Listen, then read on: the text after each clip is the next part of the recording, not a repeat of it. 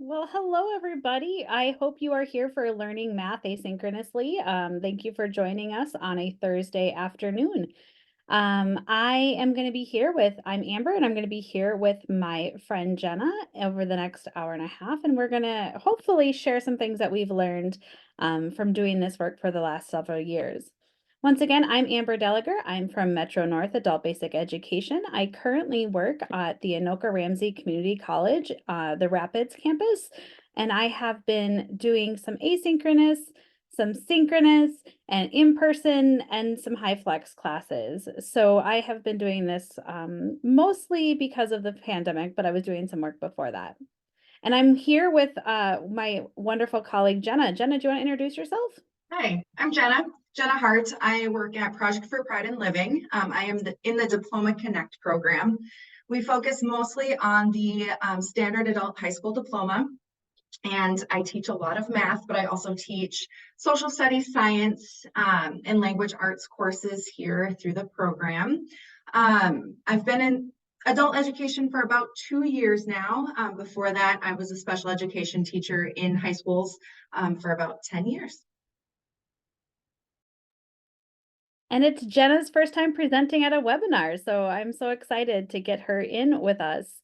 I want you to take a second and find your chat. I really encourage you to use the chat. We will be watching it throughout the presentation. And then if there's things for us to follow up on or things like that, we want it in the chat because we'll be able to reference that later. So what I would like to know is who's here, what's going on, and what do we know?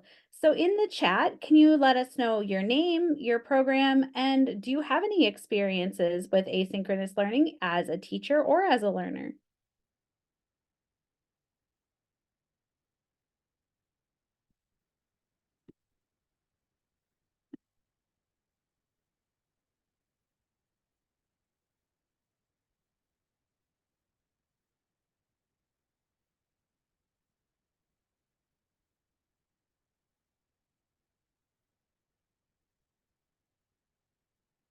I see we've got some things coming in chat.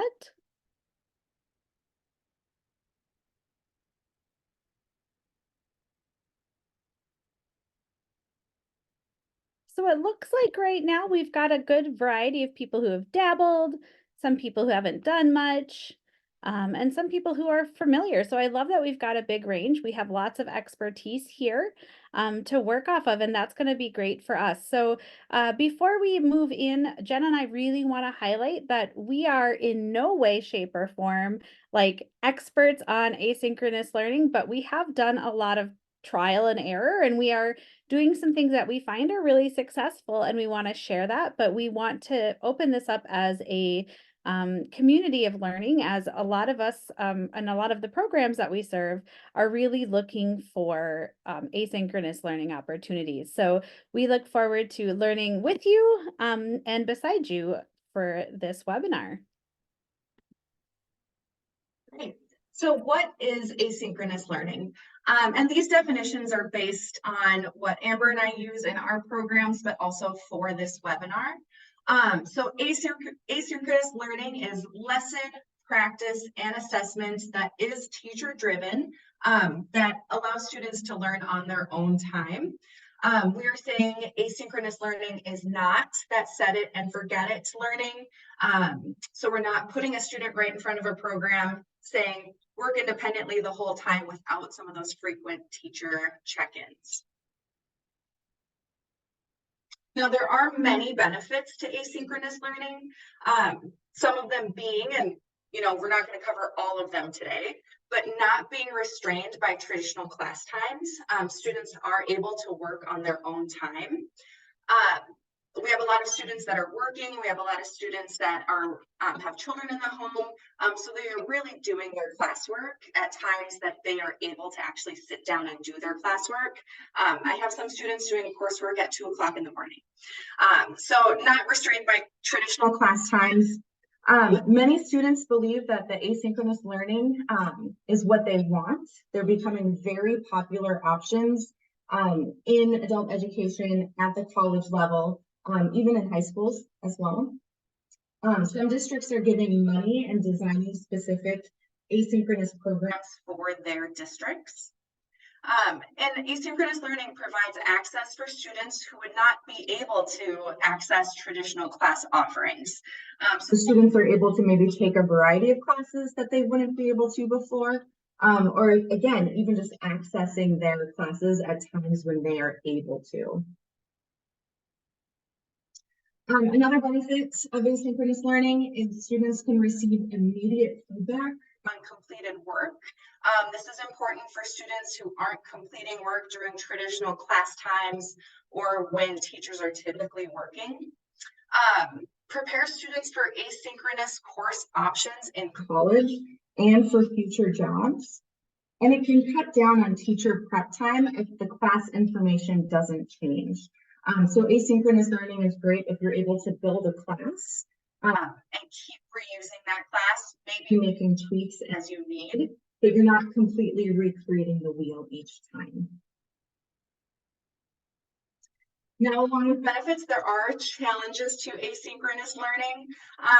Some of them being not being able to see students' math work or see their thinking process as they're completing their coursework. It can be difficult to see how a student got an answer if they're filling in a Google form, for example. Help Me tools on things like Khan Academy or My Lab can often lead to student mimicking their work or using the help me, I don't understand this problem over and over again just to be able to get the right answer instead of being able to think logically about or critically about their math.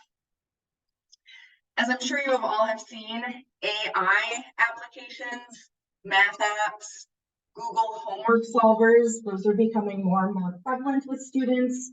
If a student's learning asynchronously, it can be hard to see if they are using those tools, and it can be hard to teach when those tools might be beneficial versus just having them solve the answers for you. Another challenge without regular check-ins or facilitation, student progress can be slow. So if you have a student working completely independently, they may be working an hour a day, an hour a week. Sometimes in our program, we see students do an hour a month. So they're still completing the work, but it can take some time for them to get a course completed. Larger student caseloads to manage. In some programs, the asynchronous options are so popular that teachers are being overloaded with students, and they can have upwards of 40, 50 students plus on their caseloads to manage through an asynchronous class. And it can be harder to facilitate pre and post testing. For our program, we do a pre-test. Our students come in for that. But once they've been working asynchronously, it can be difficult to get them back in to do the post testing. Few more challenges here. And again, these are things that we've experienced. It's not an extensive list by any means. Student time management. This gets into students completing those required course hours or making progress through the course. This is a big one that I'm sure many ABE programs are seeing is the asynchronous programs require the solid technology skills to be able to use the computers, to be able to use the programs, which we'll go through some tools and tips and tricks throughout this webinar. And not having direct student contact can often increase students' math anxiety. So for example, if you put a student into an asynchronous math course, they may feel confident that they're ready to do it, but they get home and they're working and they're stuck in a problem, which can lead to anxiety about asking for help and receiving the math help that students need to get through the coursework.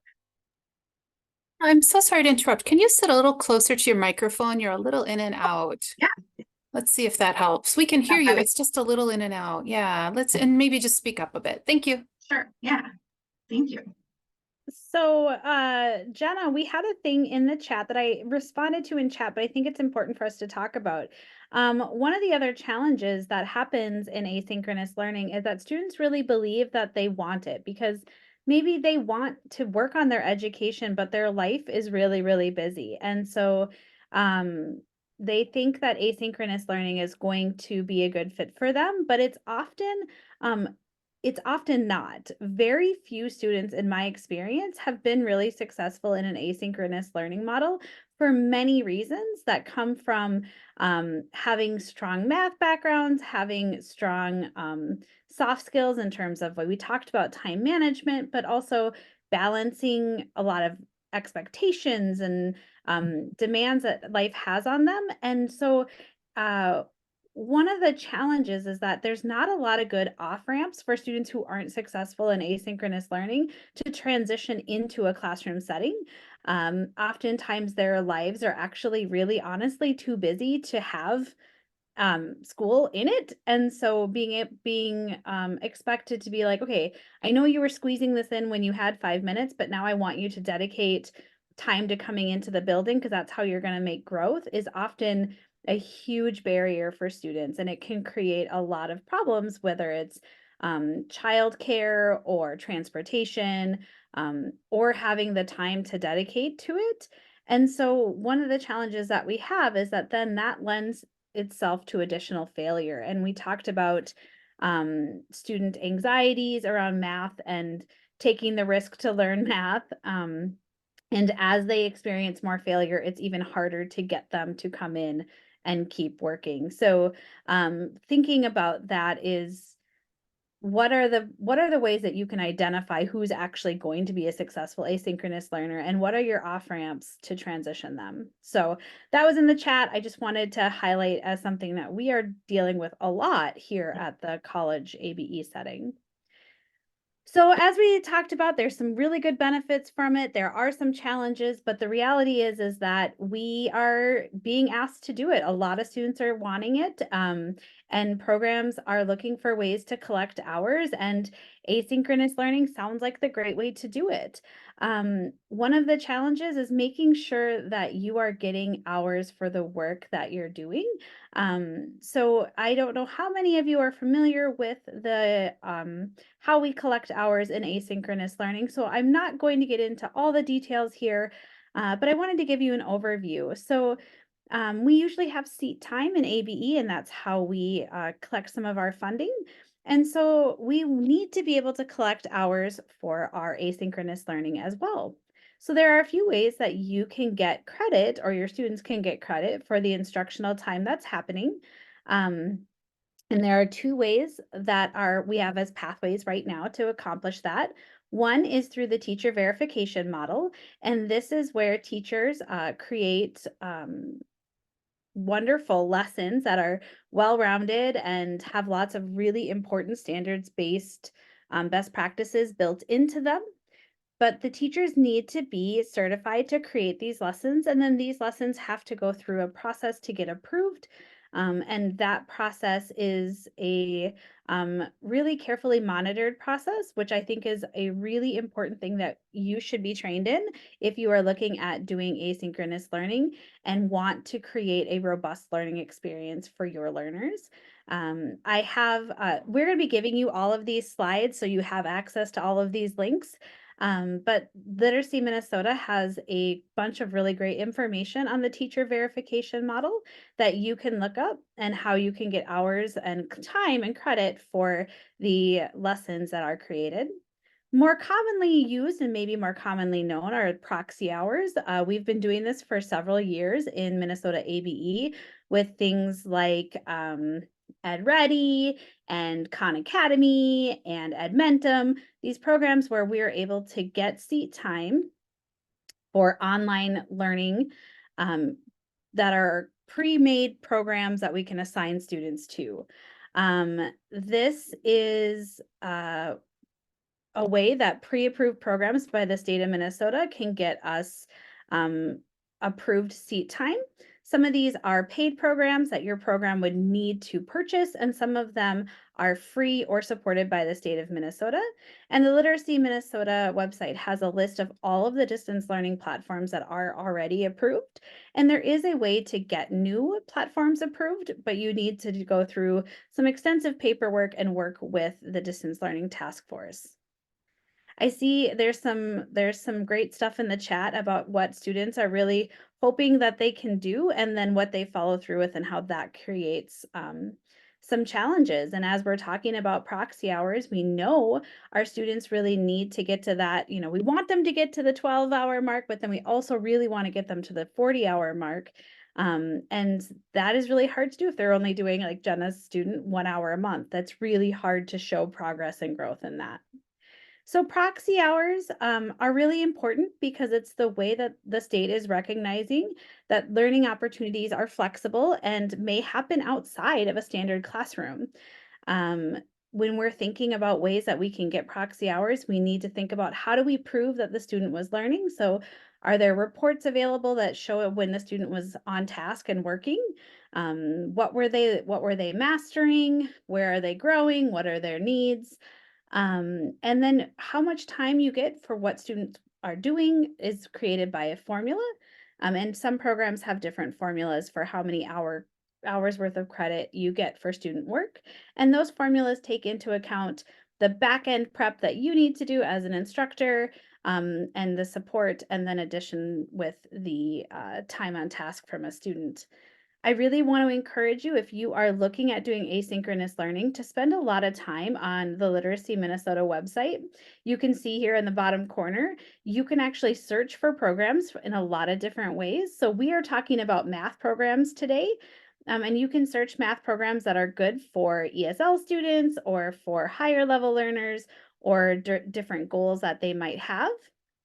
And I really like this because it also tells us if the program is free, if there's a cost, who's a good fit for it, and it's really easily searchable. And there's often times support built in. So if you are looking for a training on these, often Literacy Minnesota can offer support for these programs as well.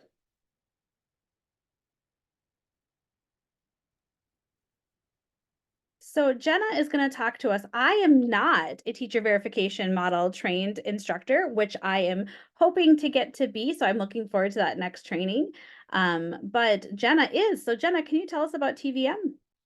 I am, and if I can't hear me, or if you can't hear me, please let me know.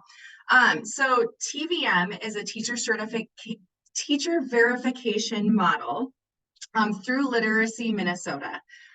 It is a longer feeling process to actually get certified in this, but the benefits far outweigh the time to get certified in this. So all of my courses are currently based off of a TVM model. And as you can see on this slide, there's 8 steps to get TVM certified. Once you're certified, a teacher or a program can use their lessons and their coursework to count for proxy hours for asynchronous learning. And one thing I really like about the TVM model, especially teaching math, is that it's really broken down into 3 parts. So you've got your lesson and your curriculum, you've got your practice, and then you have your assessment. So when I was building my courses, it was very helpful to have the TVM certification to help me make sure that my lessons were robust, my students were getting the instruction that they needed to be able to complete the practice and assessments. And it was a really interesting way for me to track how my students are doing, and to build practice and assessments that my students can complete on their own, but also get immediate feedback on. So the teacher verification model, again, it's through Literacy Minnesota. I believe they offer several trainings throughout the year. You do an asynchronous module part, so you get your first hand at asynchronous learning by doing it yourself. And then you meet with Literacy Minnesota staff. You create your own lessons, your own assessments, and they walk through the process with you. So you're not left alone trying to figure out how to become TVM certified. And then once you're done, like I said, you can start counting your assessments for proxy hours for your program. So again, it's been a really great way for my students to go through their math classes. My lessons and assessments are already built, so I don't have to go back through and create something new every time I have a student that needs to do asynchronous geometry, for example. So one of the things that we're really trying to highlight is that we really want to shift the trend for asynchronous learning away from just giving a student a login and letting them go and then just hoping that they're learning something. We really want to encourage the transition to facilitated learning that has a feeling of community, of accountability, and prepares them for next steps. And so obviously we care about getting hours, we care about engagement. But one of the things that I have found to be a game changer is how you're creating the learning experience for students. And so we are really transitioning away from just giving students an Edmentum login and wishing them luck. So we're trying to create something that looks and feels more like a school expectation. And so one of the ways that we do that is through learning management systems. And you might hear of them as like an LMS. That's how it is often referred to in my circles. And this is just a usually web-based technology that is kind of like a home page for your students to go to access the materials that they need to communicate with the instructor, or lots of different features depending on your program, your needs, and your students. So some common ones you might have heard of before would be like Google Classroom, Schoology. If you've been with us, you know that we've done a number of different Schoology classes, Canvas, D2L, and then we're going to talk about MyOpenMath, which is one of my favorites as well. And when you're thinking about why would I want to have a learning management system, I really want you to consider how this really sends a message to your students that this is a legitimate experience that is a robust, well-rounded one as well. I really love learning. I use D2L in my classes because I work at the college, and so my students are expected to come into college knowing how to navigate this. And so that's really important, is that we're giving them practice in the ABE world. And I know that many jobs are actually having their HR trainings and things like that in a learning management system as well. So things that I want you to consider as what would be a good way to house my information for my asynchronous learners would be, how are you going to train them? So I spend a lot of time in my classes teaching my students and my in-person students how to use D2L so that they can be more successful when they're not with me. So how are you going to train them to do it? How do you want to be able to communicate with your students? I think regular communication with students is absolutely key for progress to be made for asynchronous learning.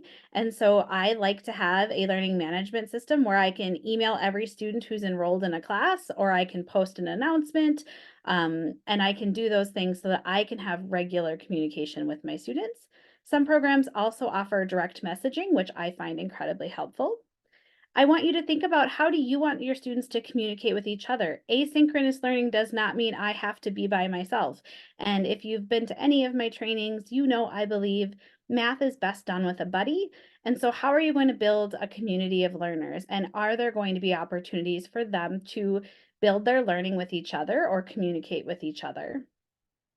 I also want you to think about, how do you want your students to access their learning? There are ways that there are certain learning management systems that have homework problems built right in so that they don't have to navigate separate websites. And if they're not going to be able to get to their homework from that learning management system, is it easy for students to be able to get where they need to go? Another question that's important is to think about, how do you want to share progress with your students? Many learning management systems have a grading scale, grading system, some way to give feedback. So how are you going to utilize that so students know, are they making progress? Where are they making progress? Or where do they still need to make progress? And then, where are your students going when they're done with you? So if you have a student who is going to the Min State system, it might be really important to try to utilize D2L so that they can see what that looks like. If they're having kids that are in a school district that is strictly Google Classroom, it might be really beneficial to have them have practice with Google Classroom.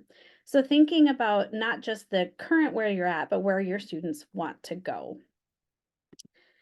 I see a question in the chat. I want to make sure, Jenna, when we get to questions, I'm going to come back to this. So, Lindsay and Laura, I will come back to your question, I promise. So I want to highlight a couple learning management systems that you may have seen. So Google Classroom is very, very popular and is often embedded into school districts. And Jenna, do you want to tell us briefly how Google Classroom looks and manages for your students? Sure. So I use Google Classroom through all of my TVM lessons. So as you can see on the screen, that's kind of how it's planned out. So the first couple things are instruction, notes. I've got my practice and I have my assessment. Google Classroom is great for some of my younger learners. Many high schools use Google Classroom, so they come to us in ABE already experienced in Google Classroom and the Google Suite. So they're able to use their Google Docs, Google Slides, and Google Forms, etc. It's great because students can have all of their classes in one place. It's free, which is great for students. You can also mass message everybody, so you can send an email to your entire class. You, however, cannot send out just announcements in the moment, which is kind of a bummer about Google Classroom. But so far, students have found it very easy to use. Grading is fairly easy in it. Keeping everything organized, I think, is a plus for Google Classroom, especially if your district or your program uses the Google Suite. Google Classroom is already built into that.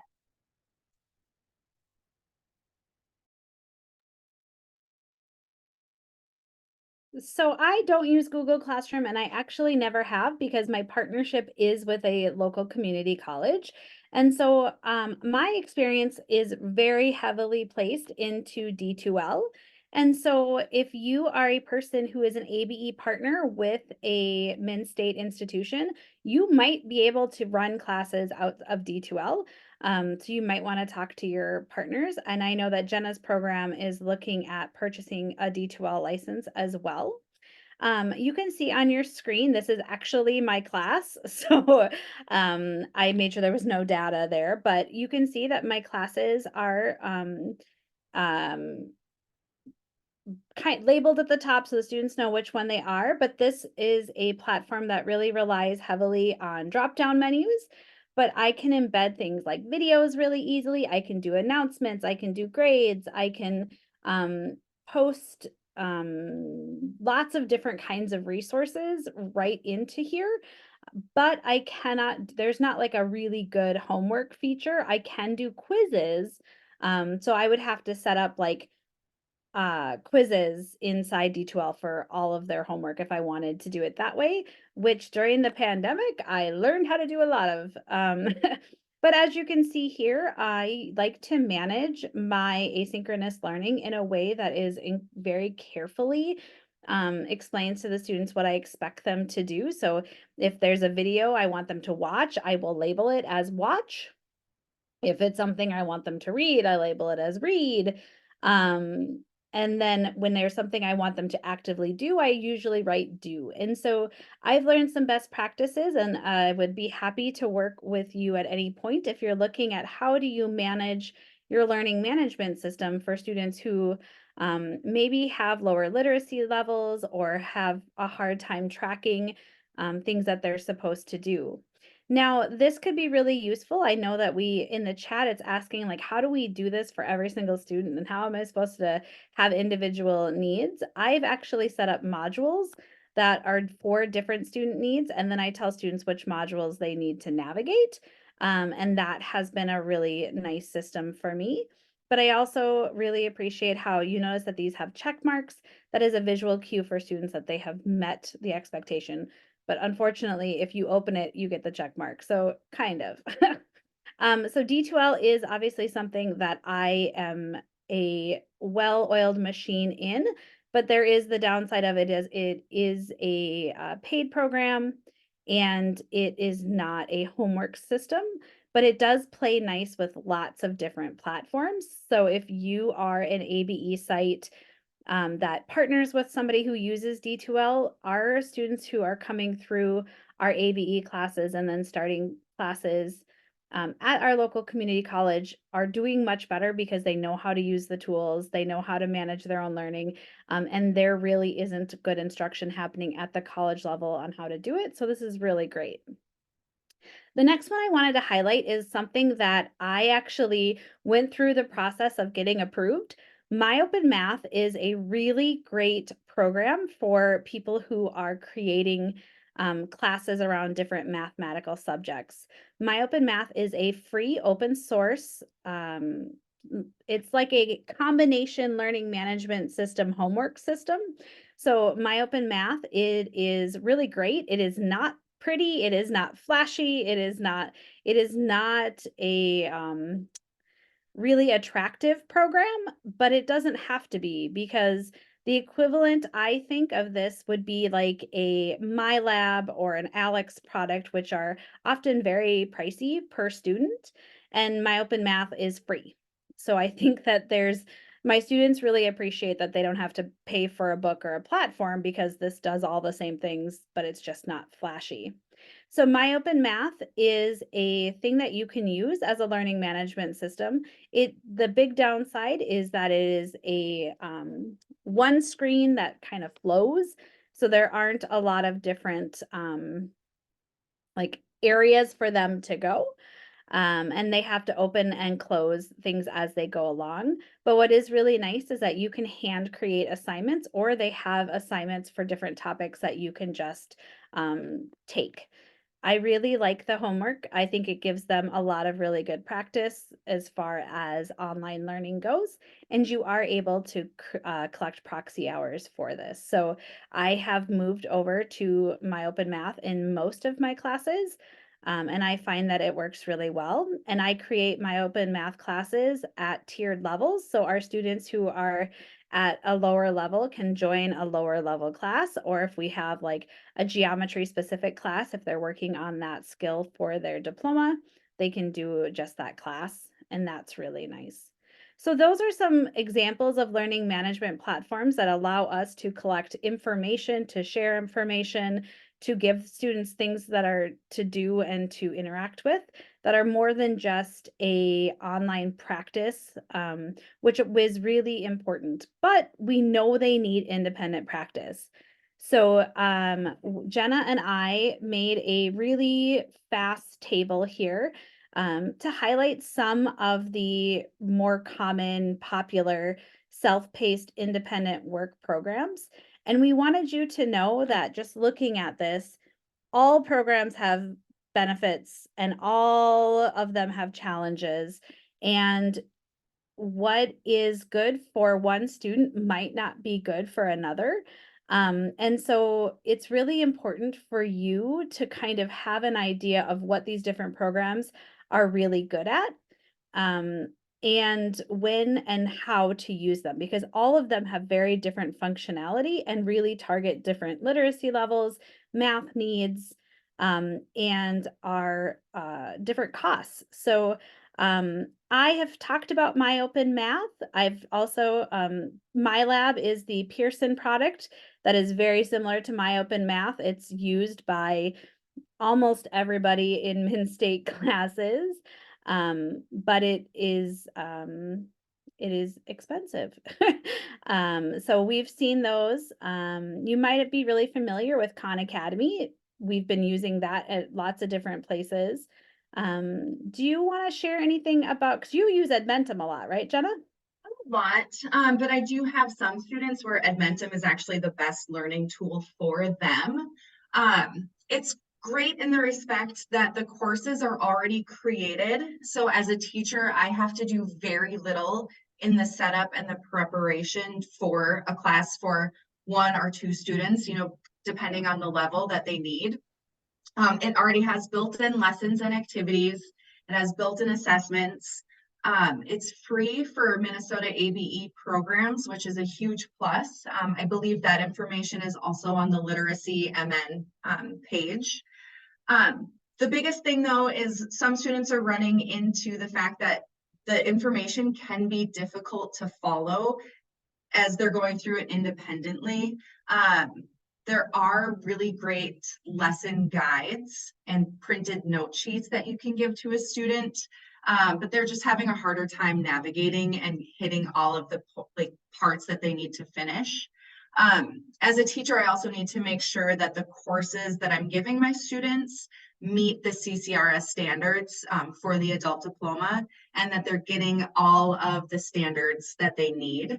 As I was looking through Edmentum, some of the courses go way above and beyond, which is great. However, to get our students through in a fairly quick amount of time so they're not working on one class for several months, I always try to find the courses that meet the CCRS standards, but don't have to go above and beyond for that. Edmentum can also be difficult for multi-language learners, given the vocabulary that's in it. So it does take a lot of pre-teaching for each section in Edmentum. So I love how Jenna walked us through things that she had to think about and what the student might really need, what they would benefit from. Some of the things that aren't often discussed are things that really impact student learning. So you might notice that I have that my open math is really text heavy, and my lab's descriptions are done in a way that if you are struggling with language, that would really be a barrier. Another major thing to consider is accessibility. I know that a lot of these programs are working hard to become accessible for things like screen readers. But that's something you really, especially in math, need to be diligent about. So I know that right now I am currently working with students who are working with the My Lab. Sometimes it's called My Math Lab, sometimes it's My Stats Lab.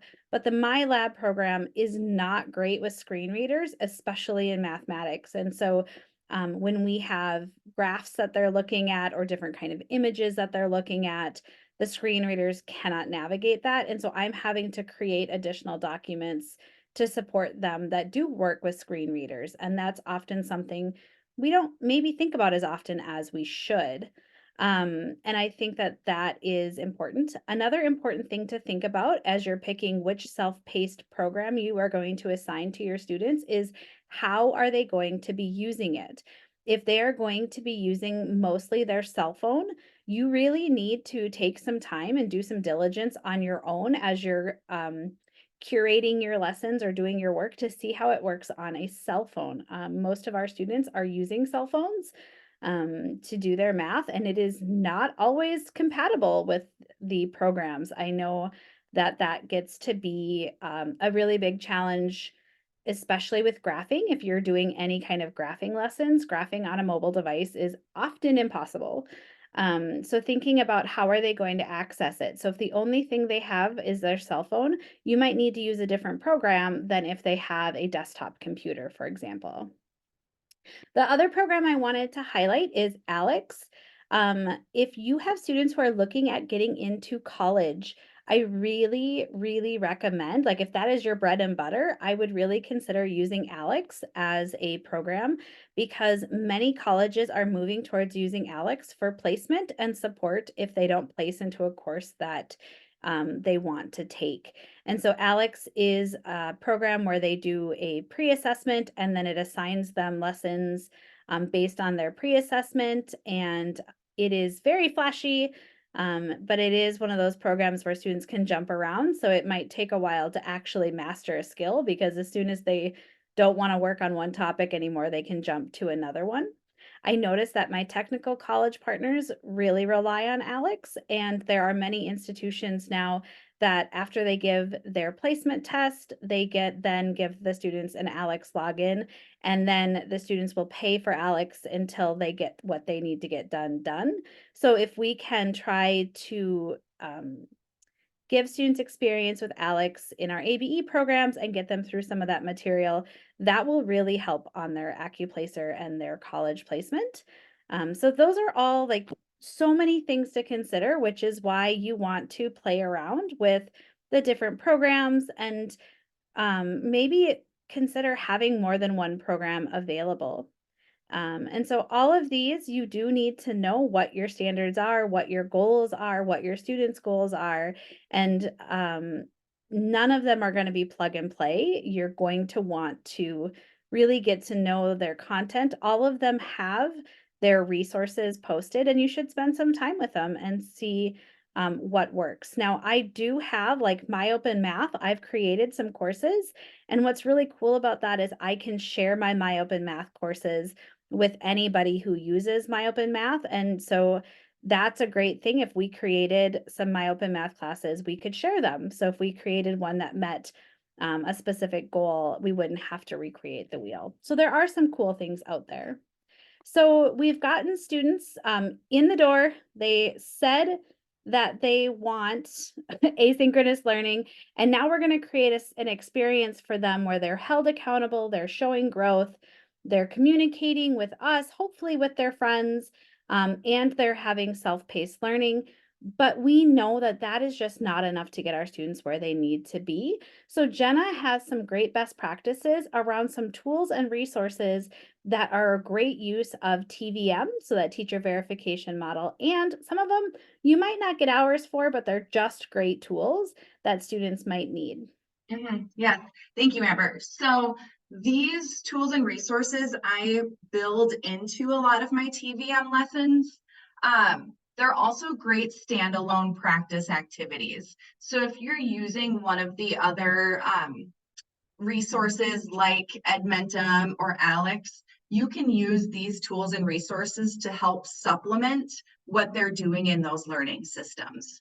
Now, for example, Edpuzzle, I'll try clicking on it. It may not take me there, but I'll try. Edpuzzle is great. It is a paid program, but I do think there is a free teacher version. This is nice because it's not going to let me click.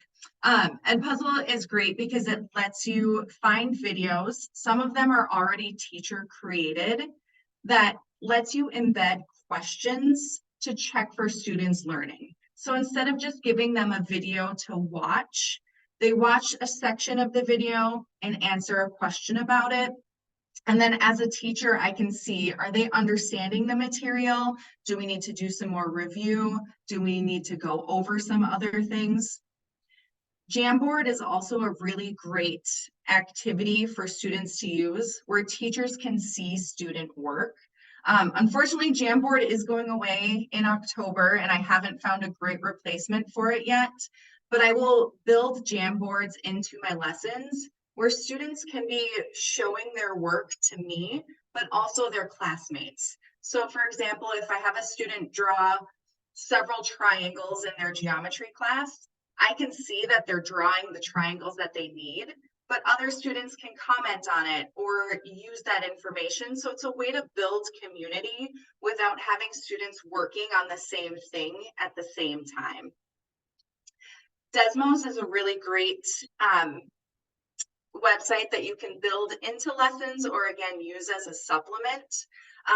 The activity that I have linked there is a matching activity. And again, it's really great for me to see how my students are doing, if they're understanding the material. So if they don't match any of the cards correctly, I can say, hey, we need to review this material again. Let's try this one again. And it gives me that instant feedback that I can see what the student may need support on, but it also gives the student instant feedback too, because it's an automatic grading system.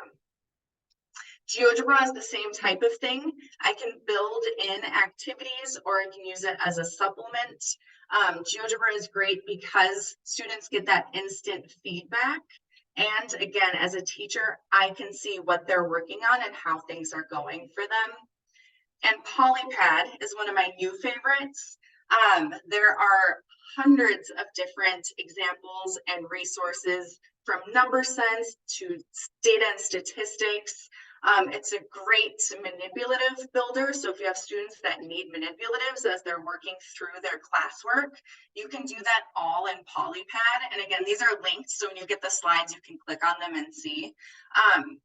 Unfortunately, I can't create something and then share it and have the student work on it. But if I'm meeting with a student online, I can work on Polypad with them and they can see what I'm doing and how to solve their problem, like solve the math problem in real time.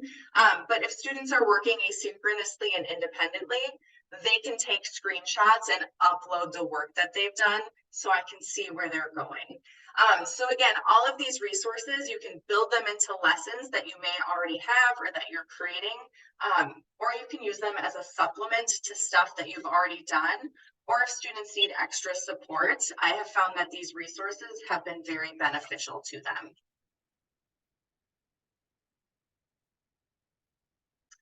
So as Amber said, we've gone through this journey of asynchronous learning. So now we want to think about asynchronous routines that actually work for you, work for your program, but most importantly, work for your students as well.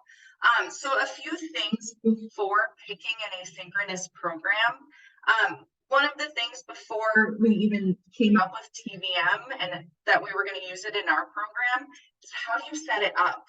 Is it easy to do? Is it easy for a teacher to use? If it's hard for a teacher to use, it'll likely be difficult for a student to use. So really thinking about how do you set up the program and how do you make it work for you? Another big question that we had to ask ourselves is how do you do intakes? So for us, we're just a small 2-person program. My coworker does the enrollment, and then I do the curriculum and classwork setup. So during this intake, I meet with the students. I go through, here are your classes, here's your geometry class, this is what it looks like, here's Google Classroom, and I actually take the time to teach them how to use Google Classroom and how to click into everything. That takes time. Not every program has a ton of time to teach individually like each student how to use their learning management system. So thinking about that when you're doing intakes, how long is it going to take? How long do you have with the student? And are there things that you can set them up with right away, but then follow up with them later? And this is a big one that I think every program that does asynchronous learning really tries to focus on is how do you create community? Like Amber said earlier, math with a buddy is the best. It's much better than trying to do all of this on your own. So how do you create that community knowing that you might have a student working on their math at 10 o'clock at night? So what are some of the things you can incorporate into your learning management system or into the curriculum that you're using to help build that community? One thing I like to try to do in Google Classroom is you can add discussion questions right into Google Classroom. It gives the student an opportunity to show their learning, but also gives students who are working at different times the opportunity to respond to their classmates and try to build some of that smaller class community. Another big thing that's always on teachers' minds, how do you formally assess when you're using asynchronous learning? And this can be difficult thinking about all of those AI and homework help websites that are out there. So how do you formally assess a student to make sure that they're getting the information that they need, meeting the standards, and making sure they're not missing anything in their learning? And this can be tricky. This is something that I still struggle with to make sure my students are getting what they need. We do a lot of Google form assessments. I like those because they can get immediate feedback on how they're doing, if they're doing something incorrectly or not. But again, I don't know if they're doing the work or if they're Googling the answer. So that's one thing that we're still thinking about. How can we make this the best for both me as the teacher and the student so that everybody's getting what they need? And then how do you maintain participation? So this is something that we've touched on throughout the webinar already with asynchronous learning. My curriculum doesn't have any due dates or deadlines on it, because I have students enrolling throughout the entire year. So students, like I said, are working on different things at different times. So none of my students see, hey, you're missing this, or hey, this is due coming up. So how do I make sure that my students are aware of the work that they're doing, but they're still participating in the coursework and getting that classwork done in a timely fashion? So I said this earlier too. I had a student that was working an hour a month, and I have some students that work an hour a day. So how do I make sure everybody's making progress and maintaining that participation? Amber, did you have anything that you wanted to add for your program? Because I was going through very program specific stuff for this one. Yeah, so throughout the time that I've been doing asynchronous learning, these are great summaries of the things that I need to keep in my brain. I have learned that if there is expectations that are clearly communicated, so um, all of my asynchronous students have a contract that they need to fill out that is discussed with them. And we schedule regular conferences. So asynchronous learning, I have found having office hours is incredibly important. And so for me, I offer office hours throughout the week. I try to offer an evening office hour and then a morning office hour. And the midday office hour really isn't well attended. So for my group of students, I don't really do that. But in our learning management system, I will post an announcement that says, hey, I'm in Zoom right now. Come join me, ask your questions. Or, hey, I'm in Zoom right now. And we have a lot of students who use it as what's called Get Stuff Done Club. So they'll log in and they will keep themselves on mute, but they'll work during that time. And then they just unmute themselves and ask me questions. Which has become really helpful. So then I have a couple students who are like working on similar topics. I can throw them in a breakout room and they can chat, which is awesome. I love that. So I really recommend setting up regular office hours and communicating those regularly, in addition to regularly scheduled conferences where you are, and it's often through Zoom. Getting students to campus can be hard. So setting up a Zoom meeting where you are looking at their progress, you pull up a report and you talk to them. Okay, last time we checked, you had completed 3 objectives.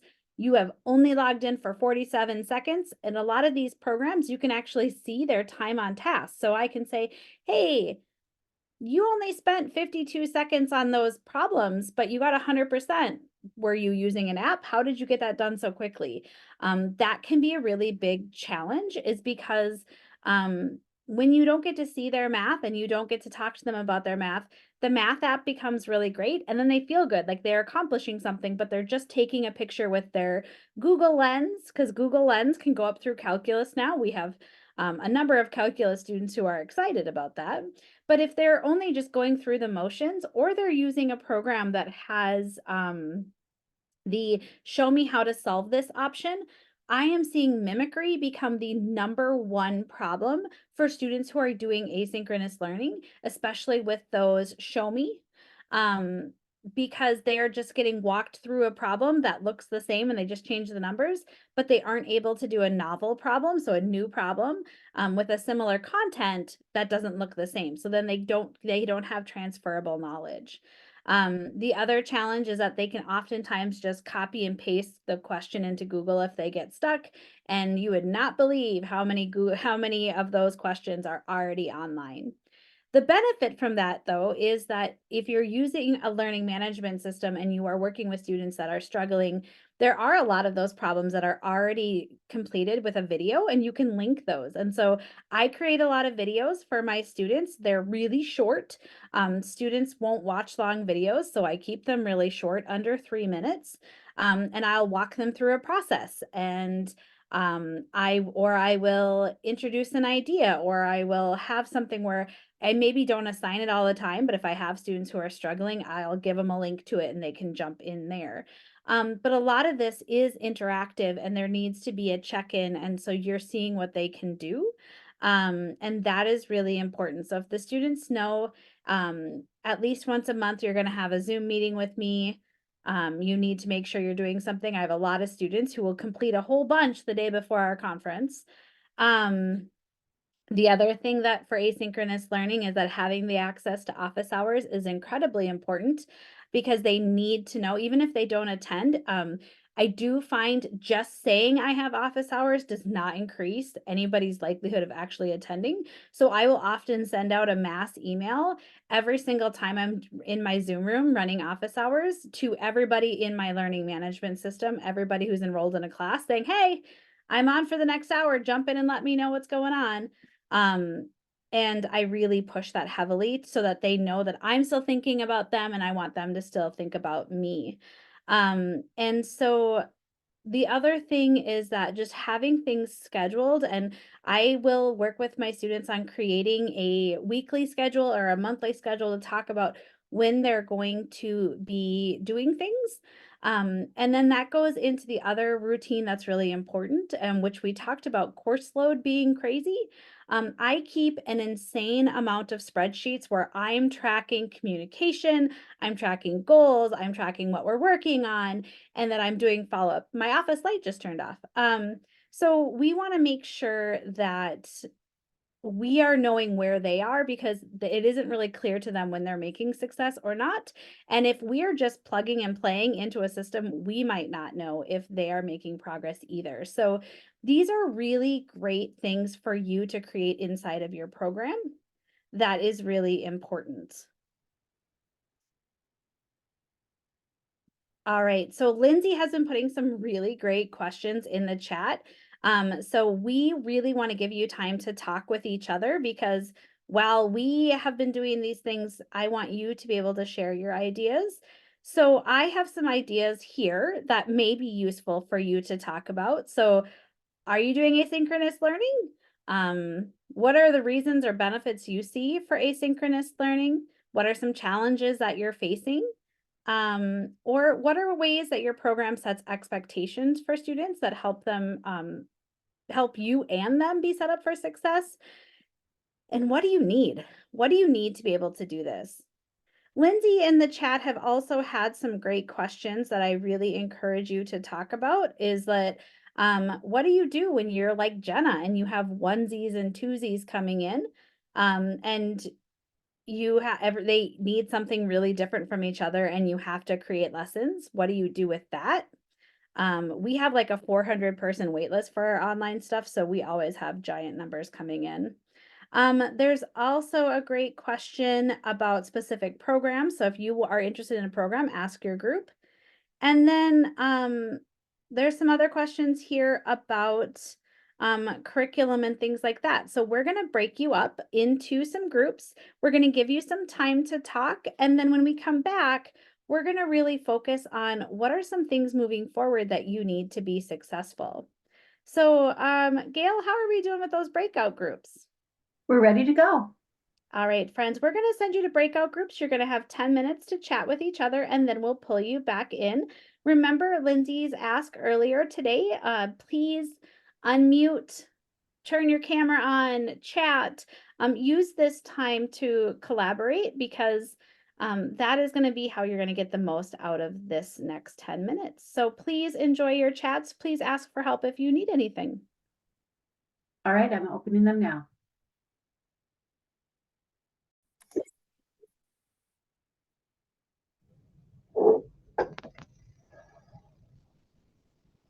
I got to see some great conversations.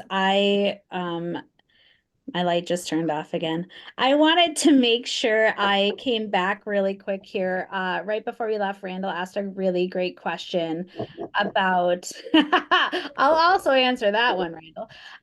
So I personally have been, the reason why I'm actually in college classes is as an ABE teacher, our students are not successfully trained or prepared for what asynchronous learning, especially in the college, looks like. I have, for my own students, over the past 4 years, created many modules, and I have a list of high-level topics to help students become successful independent mathematicians, because we talk about mathematical maturity, and a lot of that has to really has to do with our TIF skills and our ACEs skills and our North Star skills. And so while we have these programs that are really great at developing the mathematical skills, we cannot assume that they have the ACEs or the North Star skills hand in hand with that. So I do have some materials and some outlines that I've created and aligned to the ACEs and to North Star. And if anybody is interested, I'm happy to share. It's overwhelming and it's designed for a setup for a semester, but I'm happy I can send that document and have that be shared with you as well. And so that's really important that our work is not just CCRS aligned, but our students need a holistic experience with North Star skills and with those ACEs skills. And so I've picked some high level ones. And then that is what all of my colleagues that are ABE teachers at our community and technical colleges are using as their guides. And our college faculty are so thankful because they don't have the background in how do we do those things. They can teach math, but they aren't familiar. And so I'm sharing the love of ACEs and North Star with them. All right, I'm happy to share. So, I really want to make sure that we are able to touch base. I wanted this, and my beautiful colleague Jenna wanted this to be an introduction. We don't often have a lot of conversations about how to do asynchronous learning successfully, and we wanted this to be the start of a discussion. And so we're really interested in hearing from you. What are the things that you need to feel more successful in launching an asynchronous learning program or maintaining an asynchronous learning program? Or what are some things that you want to learn more about that you think would help you and your students be more successful? So if you have some things you want to share, or if you have any other questions, please put them into chat. Jenna and I will share what we think, but we also would love if anybody feels confident to help us all learn together.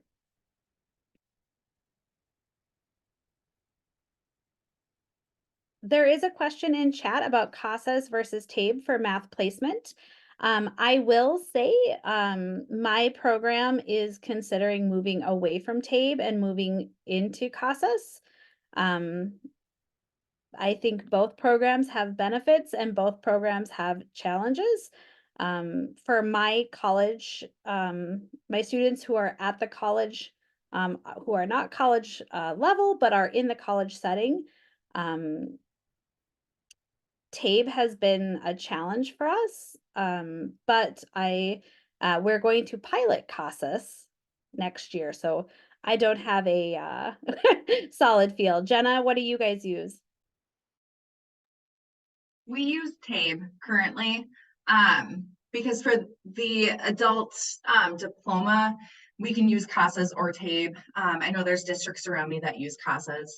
We are going to choose to keep using TABE for now. I've gotten fairly decent information from it on where my students are starting. But, tests are hard for students just in general. So a student who may do poorly on the TABE and then come in and blow me completely out of the water in their coursework. I do like if we do the online testing for TABE, we do get some good diagnostic information that helps me figure out what classes to place them in. But if we are having them come in and do the paper TABE, sometimes it's just more work to get the diagnostic information. There's a question here about when we're going to transition to the TABE 1314, and I don't think we have an official date on that yet. Can anybody from our leadership team chime in on that? TABE 1314 is not available yet or approved at the federal level. So no time in the foreseeable future that I'm aware of. Thanks, Astrid. There's a great question here, Jenna, and our other friends here. What are we doing to keep persisting for staff and students when it's one person and you're managing all of it by yourself? And so Oftentimes in programs, you are the intake, you are the tester, you are the welcomer, you are the facilitator, you are the checking inner. Jenna, this is you. So Jenna, what is it like for you to keep yourself on top of things? And then how do you find the time to manage a course load and or a caseload? Right. I mean, that's something that, you know, we struggle with every day. Some days it's very much student communication heavy, and that's all I get done, where I'm calling students, emailing, texting. You know, it feels like I do that for 8 hours for one day. Our program is unique that we have drop-in hours for our classes for our students that want to come in person. We don't have set class times for them to come in. They're able to drop in whenever it works best for them during our open hours. So that gives me some flexibility on when I'm able to do the student contact, complete my grading, you know, update curriculum, work on curriculum. And then my coworker does a lot of the administration stuff.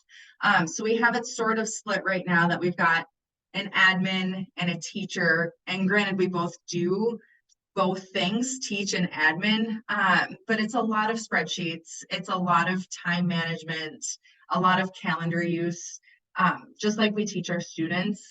So probably not the answer you wanted to hear, but that's how we're managing it right now in our program. And we're still fairly small too. So we have, I think, 45 students at any given time, which compared to larger districts is a very small amount of students.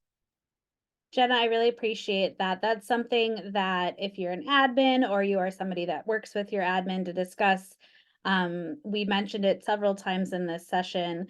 It is actually a lot of prep work to manage asynchronous learning. And oftentimes the asynchronous learning management can fall on a very part-time person's shoulders. And that creates a lot of challenges for that course load management, but also in being able to really facilitate meaningful and rigorous learning for our students.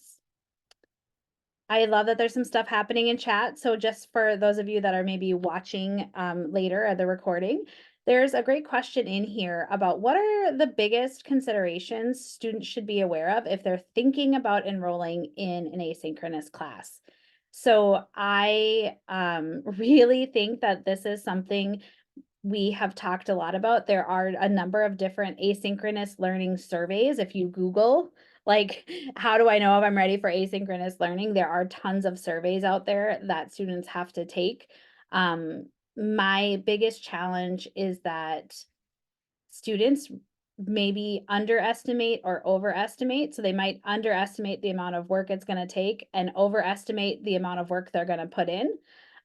Or they're overestimating their skills. And so we really have to talk to them quite frequently about technology, and like how they're going to ask for help. When do they ask for help? What do they do if they get stuck? I have had a number of my asynchronous learning students who hit one problem that they don't know how to navigate and then disappear for a month because they didn't have any tools to keep going. And if you are having a major course load and you have a lot of students to look after, you might not notice that student stalled out and be able to check into them.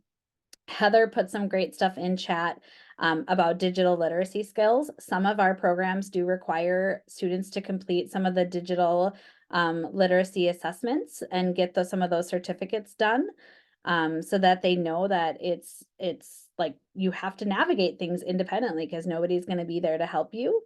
Time management is huge. I talk about having students, when they meet with me, put things in their cell phone as a reminder or block time out on their calendar where it is just like going to the gym or it's just like having a doctor's appointment that they have to schedule it in. And then I really think that it's this idea about what they do when they're stuck or what do they do when there's nobody telling them flip to the next page. And Heather highlights this in her post as well. If they are not confident or self-directed in that way, it's not going to be a successful format for them. And those are hard conversations that you are going to have. And so I actually have some scripts that I can look at, or I have some emails that I've carefully crafted that I keep in a document. So when I need to pull those out, I have those available. What other questions do we have? I see some other things coming up. I'd love to see if you have any more questions. Or Jenna, if there's anything you want to add about what students need. No, you did a great job of kind of summarizing, you know, you're going to have those hard conversations with students. I have several students that come in for the adult diploma that are like, oh, I'm going to work from home. I'm going to do this all asynchronously. And then you're right, they hit that first question that they can't answer. And then I don't hear from them for several weeks. So that's been tricky to navigate, but being comfortable and having those conversations has been huge. And then alternatively, some of those students have been like, no, I need to come in. And they've been able to realize that about themselves. And then they figure they get their math done, you know, in a quarter of the amount of time coming in than it would take them to do things asynchronously. So for some students, it just doesn't work that way. Granted, we want it to be an option for all students. I love that. I actually asked my students, is there a reason you're picking online? Is it like you're anxious about it? You're nervous about it? Are you afraid of it? Because if you're afraid of it, online's not going to be great. And I know we've talked a lot about students who won't be successful, but there are some students who are incredibly successful with this model. And it's great for them to learn it with us, because then we can guide them towards other asynchronous learning options in their future. And so for students who are great for this model, it is really, really great, but a lot of them need support. So Randall's got a great question, and I have an answer, and I don't know if yours will be different, Jenna. Can you use the same DL course for diploma and for GED prep, or do you need to separate those into two different classes?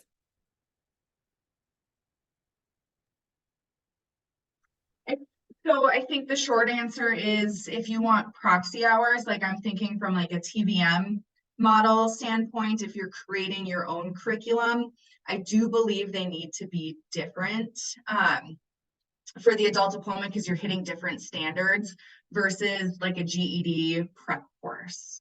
So that's kind of the short answer of things. If you're using a system, like, so if you're using MyOpenMath or if you're using Alex, I've found that it is easy to overlap and put them in the same areas. I do think that in some areas, the GED goes up higher than what I normally would for students who are getting ready for other things. And in other areas, I don't think the GED goes high enough. So if they are college prep or college bound, I would push them in a different place. And so just like you think about why would you, like, what are the main goals? Foundational numeracy skills definitely could be together. There's so many topics that could definitely be together, but then maybe the final product would need to look different for a diploma student. Woo, we have said such good questions. This is so great, but I want you to know that the learning does not have to stop when our webinar is over. As you know, we are spoiled rotten here in Minnesota because we have Atlas, and Atlas has a number of opportunities for you to keep learning and to keep connecting. We're really fortunate to have our numeracy coordinator joining us today. So she's going to round out our day telling us about more opportunities that we have. So Lindsay, would you like to tell us how we can keep learning? Actually, I think it's going to be me. Lindsay had to grab something, so I will be happy to talk a little bit about what's going on. I'm Patsy, I direct Atlas, and Lindsay, if she's available, will jump on as well. And Astrid, if I forget anything, feel free to jump in as well. So many people handling all sorts of good professional development for you all here in Minnesota UBE. So some things we want to be sure you know about are here on the screen and also in the document that Gail just chatted out. Thanks, Gail. There's just so much happening all the time, but we want to highlight a few things that are, just want to be sure, are on your radar. One, of course, is the Summer Institute coming up. It will be virtual this year in mid-August. Also, Math Institute, we already have a date for it, and we want you to save it. So November 8th of this coming fall, be sure and hold on to that date. It will be a day-long event as usual virtually, so hold on to that date, November 8th. And then another thing to know is because it came up today, we want to be sure you know that on May 30th is another TVM. So that's, of course, a teacher verification model refresher webinar coming up on May 30th from 2:30 to 3:30. So when you open up that document that Gail just dropped in the chat, you'll see all of these as well as links to register for those. And if you all know about the event calendar because you used it to register for today's event. If you're not already connected though to our weekly newsletter, you'll want to be sure and get on that, and that link is there. Oh, thanks, Astrid. Do you want to say any more about the TVM refresher webinar? Is for those who are already certified. Thank you for that. Yeah, and Anything I'll put else? a link in the chat where you can get, if you are not certified and want to go through a coaching process to get certified. How you Yes, perfect. Thank you for that. Anything else people want to highlight here before we move on? I think those We are the would love to biggies. plan more PD. If there's something that you want or need to learn more about, there will be a eval that'll come your way. So please put topics on there. We are happy to research, learn, practice alongside of you. And so we know that this is a topic people care about. So please let us know. Thanks so much.